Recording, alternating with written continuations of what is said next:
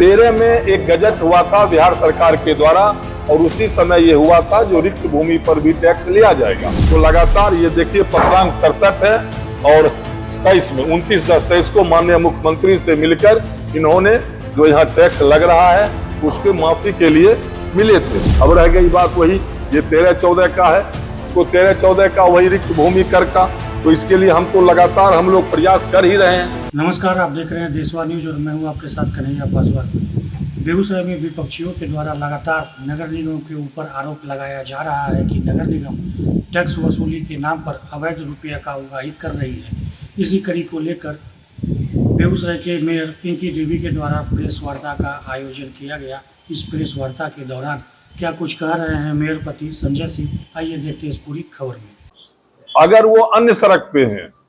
तो वहां उनको 5 रुपया ये पक्का का, 3 रुपया एस्बेस्टस का और 2 रुपया चाहे वो झोपड़ी हो खपड़ा पोस्ट हो इस पे। तो 17-18 के बाद कोई टैक्स में बढ़ोतरी नहीं की गई है।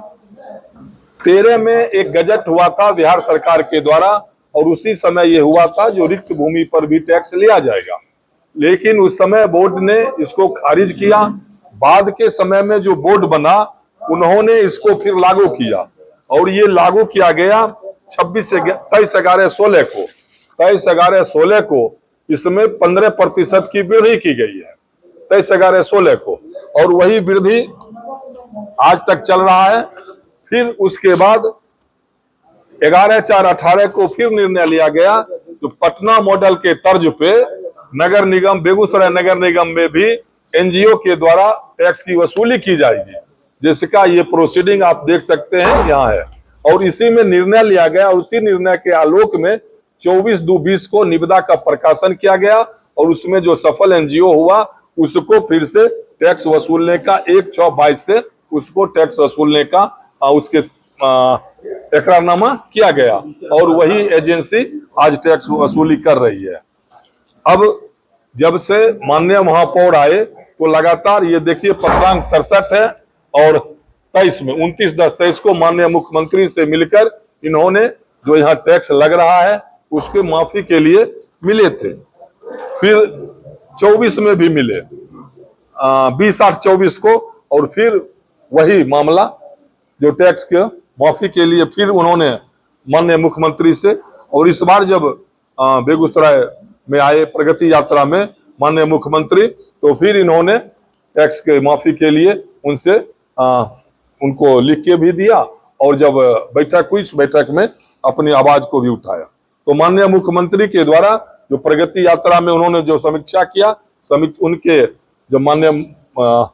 महापौर ने कहा तो पिंकी देवी माननीय महापौर के इस पत्र को हवाला देते हुए ने सचिवालय को और नगर विकास को लिखा है जो नगर विकास इसमें अपना जो भी निर्णय लेना है वो निर्णय ले। तो लगातार अब मैं लोगों के बीच जो भ्रम की स्थिति पैदा की जाती है, जो नगर निगम बहुत ज्यादा टैक्स,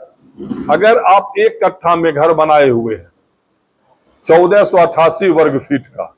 अगर आपका घर है तो आपको मात्र 479 रुपया सालाना टैक्स लगेगा।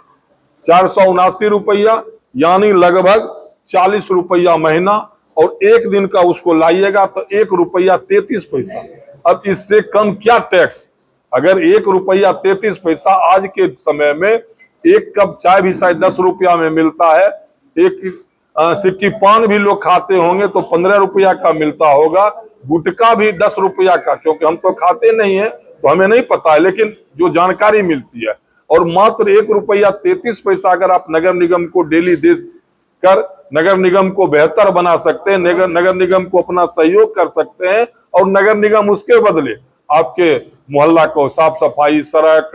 नाला या अन्य जो व्यवस्था है वो देती है, तो 1 रुपया 33 पैसा लगता है हमें देने में, किन्हीं को कोई आपत्ति नहीं है। अब रह गई बात वही ये 13-14 का है, तो 13-14 का वही रिक्त भूमि कर का, तो इसके लिए हम तो लगातार हम लोग प्रयास कर ही रहे हैं। अब कुछ लोगों के द्वारा ये भी भ्रम फैलाया जाता है जो पंचायत से जो